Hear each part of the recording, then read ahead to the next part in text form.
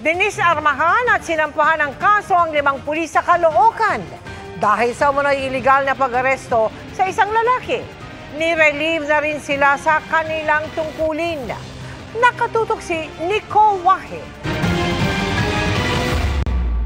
Arbitrary detention dahil sa illegal detention, incriminatory machination dahil sa pag-file ng maling kaso, at perjury dahil sa untruthful statements o pagsisinungaling. 3 kasong kriminal ang isasampa ng Northern Police District laban sa 3 pulis Caloocan, kaugnay sa iligal na pag-aresto kay Jason De La Rosa. Siya ang ama ni Dion Angelo na namatay nitong Hulyo dahil sa leptospirosis, na nakuha sa kasagsagan ng Bagyo at Habagat dahil sa paghahanap sa kanyang ama.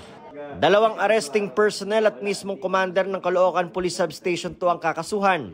Lumalabas daw sa intelligence report ng NPD na hindi talaga nahuli sa Caracruz si De La Rosa, kundi sa shoplifting sa convenience store noong July 22. Hindi nagsampa ng reklamo ang convenience store, pero nakulong si De La Rosa. July 25 na nakasuhan siya pero illegal gambling. Mas tumibay pa raw ang kaso laban sa 3 pulis na magsalitang isang nakasuhan ng illegal gambling na si Manuel Hazul. Si Hazul inaresto noong July 25 dahil sa akyat bahay, pero hindi rin nagreklamo ang may-ari ng bahay. He was charged allegedly for Caracruz together with Jasul.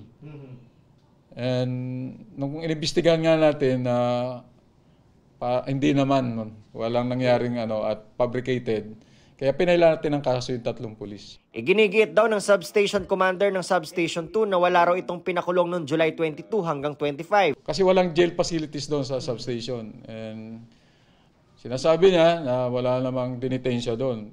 Pero yun nga ang ating gustong malaman kay Jason De La Rosa dahil alam niya kung anong ginawa ng pulis sa kanya. Hiling nila na makipagtulungan si De La Rosa sa kanila para mas lalo pang tumibay ang kaso laban sa 3 pulis. Kung ito ang sistema ng tinatawag na pansakto o kota sa accomplishments ng mga pulis, wala po tayong kota. Hindi ako nag-impose ng kota ha. Administrative case naman ang isinampa laban sa 2 pulis na siyang rumisponde sa shoplifting case ni Jason.